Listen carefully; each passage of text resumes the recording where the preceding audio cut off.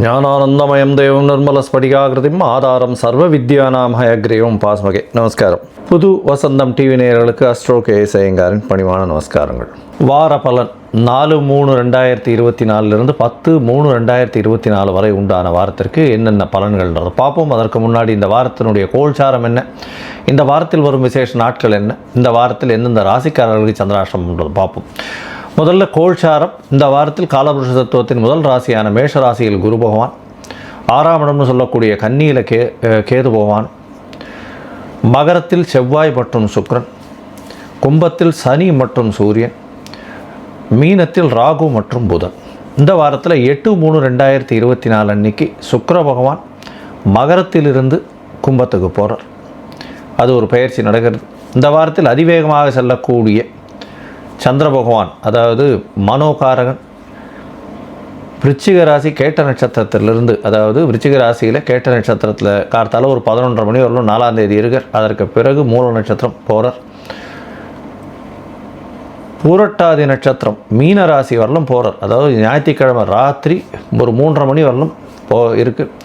அப்போது சந்திர பகவான் மீன ராசி வரலும் போயிடுறார்.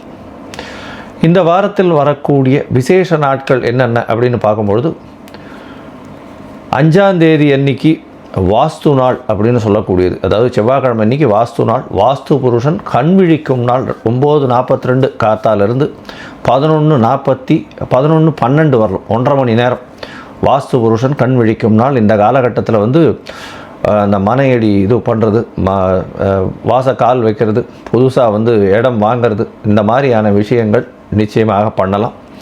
எந்த ஒரு தோஷமும் கிடையாது. அதாவது வார தோஷம், கிழம தோஷம், அதை தவிர ராகு காலம், யமகண்டம், எந்த ஒரு விஷயத்தையும் பார்க்க வேண்டாம். வாஸ்து புருஷன் கண்விழிக்கும் நாளில் எந்த ஒரு தோஷமும் கிடையாது, சந்தோஷம் மட்டுமே மிச்சம் அப்படின்றத சொல்கிறோம். இதில் எது ரொம்ப முக்கியமான நேரம் அப்படின்னா, வாஸ்து புருஷன் கண் விழிக்கக்கூடிய காலமான 1.5 மணி நேரத்தை, அதாவது 90 நிமிஷத்தை 18 நிமிஷமாக 5 விஷயமாக பிரிச்சுக்கிறான் அவர். அதாவது கண் விழித்து முகம் கழுவி இதை பண்ணுறதுக்கு முதல் 18 நிமிஷம், குளித்து வரக்கூடியது 2வது 18 நிமிஷம், 3வது 18 நிமிஷம் கடவுளை வேண்டுவது, அதாவது ஆண்டவனுக்கு பிரார்த்தனை பண்ணுறது, அதை தவிர பூஜை பண்ணக்கூடிய காலகட்டம். அதற்கு பிறகு சாப்பாடு, அதாவது அவர் சாப்பிடக்கூடிய காலகட்டமான 18 நிமிஷமும், தாம்பூலம் தரிக்கிறது கடைசி 18 நிமிஷமும் வைக்கிறார். இந்த பொதுவாகவே இந்த சாப்பிட்ற நேரமும் தாம்பூலம் தரிக்கக்கூடிய நேரமான கடைசி 36 நிமிஷம் அது மிகவும் ஏற்றமான காலகட்டம் அப்படின்னு சொல்கிறோம். அந்த காலகட்டத்தில் எந்த ஒரு ப்ராஜெக்ட்ஸ், அதாவது பிக் பில்டர்ஸாக இருக்கட்டும், யாராக இருந்தாலும் எந்த ஒரு ப்ராஜெக்ட்ஸை நீங்கள் ஆரம்பிச்சிங்கனாலும் அவசியமாக நல்லபடியாக முடியக்கூடிய வாய்ப்புகள் நிச்சயமாக உண்டு.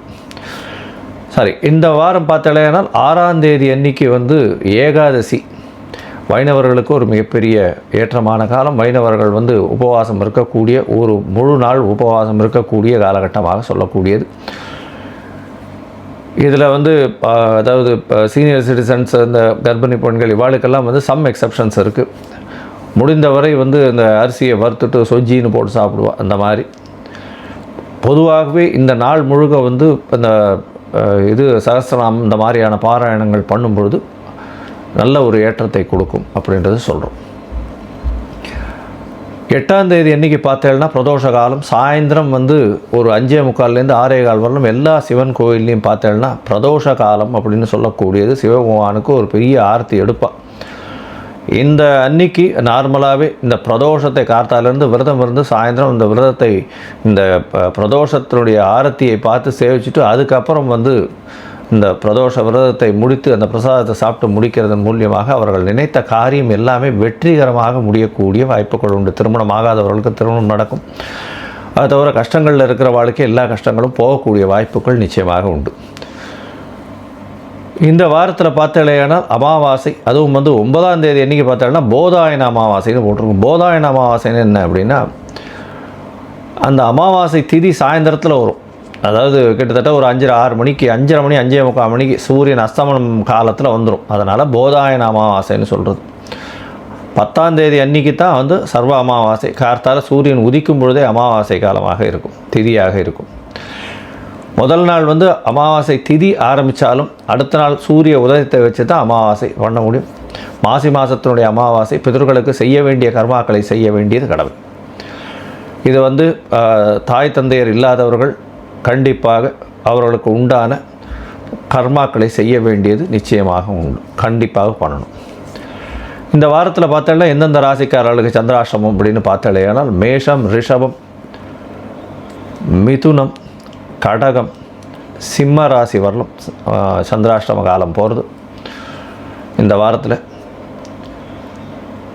இதன் மூலியமாக சந்திர பகவான் மனோகாரகன் 8ஆம் இடத்தில் மறைந்து இருக்கக்கூடிய காலம்ன்றதுனால சந்திர பகவானுக்கு உண்டான எளிய பரிகாரம் முடிஞ்சதுன்னா பக்கத்தில் இருக்கிற கோவிலில் வந்து வெள்ளை அரளி செடி, அது வந்து ஒரு 2 செடி வாங்கி தானமாக கொடுத்து அது ஒழுங்காக நல்லபடியாக வளர்கிறதுக்கு உங்களால் முடிஞ்ச ஹெல்ப் பண்ணுங்க. தண்ணி பாய்ச்சறதோ, தண்ணி கொஞ்சம் டெய்லி கொண்டு போய் கொட்டிட்டு வர்றது, அந்த மாதிரியான விஷயங்கள் பண்ணிகிட்டே வாங்கும். உங்களுடைய சந்திராஷ்டமத்தின் தாக்கம் நீங்கும். சரி, இந்த வீடியோ பார்த்துட்டு இருக்கவளுக்கு என்கிட்ட வந்து அஸ்ட்ராலஜிக்கல் கன்சல்ட் எடுக்கணும்னு விரும்புகிறீங்கன்னா உங்களுடைய நான் என்னுடைய மொபைல் நம்பர் ஸ்க்ராலிங்கில் போயிட்டுருக்கு. உங்களுக்கு வேணும்னா நீங்கள் எனக்கு ஃபோன் பண்ணுங்க, உங்களுக்கு அப்பாயின்மெண்ட் தரேன். உங்களுடைய date, time, place of birth, name, parents name இதெல்லாம் அனுப்பிச்சேனால் உங்களுடைய ஜாதகத்தை போட்டு சந்தி இருக்கா, அதாவது சந்திரன் ராசி சந்தி, சந்திரன் இருக்கக்கூடிய பாத சந்தி இருக்கா, அதை தவிர சந்திரனுக்கு அந்த லக்ன சந்தி இருக்கா, என்ன தசை நடக்கிறது, புக்தி நடக்கிறது, அந்தரம் சூக்ஷ்மம் என்ன நடக்கிறது அப்படின்றதையும் பார்த்து, இப்போ இருக்கக்கூடிய கோச்சாரத்தில் என்னென்ன பிரச்சனைகள் இருக்குது அப்படின்றதையும் பார்த்து, உங்களுக்கு உண்டான எளிய பலன் என்ன அப்படின்றதையும் பார்த்து, பரிகாரங்கள் என்ன எளிய பண்ண முடியும் அப்படின்றதையும் சொல்கிறேன். அதற்கு உண்டான கட்டணம் என்னன்றதையும் நான் சொல்கிறேன்.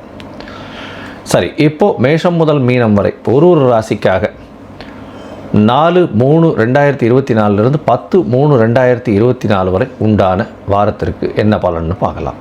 மிதுனம், மிருகசீரிஷம், திருவாதிரை, புனர்பூசம் இந்த 3 நட்சத்திரம் 9 பாதங்களை கொண்ட ராசி. ராசியின் அதிபதி அப்படின்னு சொல்லக்கூடிய ஒரு புத பகவான் 10ஆம் இடத்தில் நீச்சம் பெற்று போயிருக்கார். ராகு பகவானோட சம்பந்தத்தில் இருக்கார். இந்த காலகட்டத்தில் சிறு சிறு தொல்லைகள் உங்களுடைய தொழிலில் சுய தொழில் பார்க்குறவாளுக்கு பிரச்சனைகள் இருக்கக்கூடிய காலகட்டமாக இருக்குது.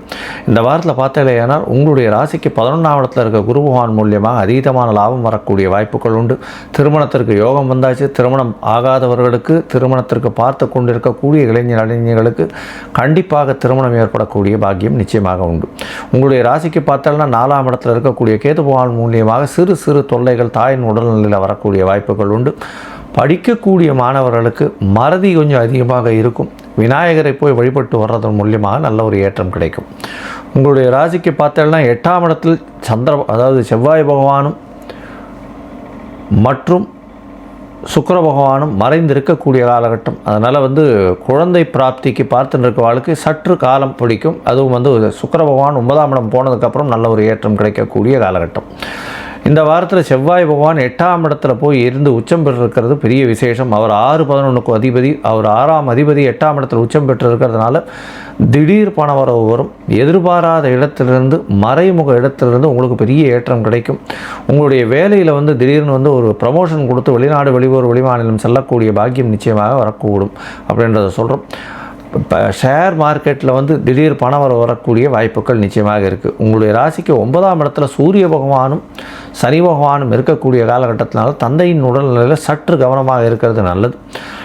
இதை தவிர பார்த்தோன்னா உங்களுடைய மூதாதையர்கள் மூலியமாக சிறு சிறு பிரச்சனைகள் வரக்கூடிய வாய்ப்புகள் உண்டு. மூதாதையர்கள் செய்யக்கூடிய தொழிலில் இருந்தீர்களேயானால் சற்று பிரச்சனைகள் வரக்கூடிய வாய்ப்புகள் உண்டு. இந்த வாரம் அதிவேகமாக செல்லக்கூடிய கிரகமான சந்திர பகவான் உங்களுடைய ராசிக்கு 6ஆம் இடத்துல சந்திர பகவான் இந்த வாரத்தை ஆரம்பிக்கிறார். அதாவது 4/3/2024 10/3/2024 வரை உண்டான வாரத்தில் சந்திர பகவான் உங்களுடைய ராசிக்கு 6ஆம் இடத்துல ஆரம்பிக்கிறார்.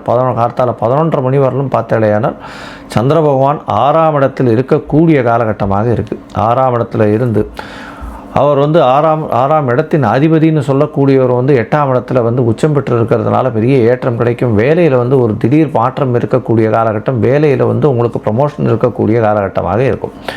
இந்த வாரத்தில் உங்களுடைய ராசிக்கு 7ஆம் இடத்துல சந்திர பகவான் வரார். சந்திர பகவான் 11ஆம் அதாவது கார்த்தால் 4ஆம் தேதி கார்த்தால் ஒரு 11:30 மணியிலிருந்து 6ஆம் தேதி மாலை ஒரு 4:30 மணி வரலும் இருக்கக்கூடிய காலகட்டமாக இருக்குது. சமசப்தமத்தில் சந்திர பகவான் இருக்கிறதும் குரு பகவானால் பார்க்கப்படுறதுனால நிச்சயமாக குடும்பம் நல்லபடியாக அமையக்கூடிய வாய்ப்பு, நிச்சயமாக திருமணம் ஆகக்கூடிய வாய்ப்பு, திருமணத்திற்கு பார்த்து கொண்டிருப்பவர்களுக்கு திருமணம் இன்றைக்கி ஃபிக்ஸ் ஆகக்கூடிய வாய்ப்புகள் நிச்சயமாக இருக்குது. குடும்பத்தில் நல்ல ஒரு ஏற்றம் கிடைக்கக்கூடிய காலகட்டமாக இருக்கும்.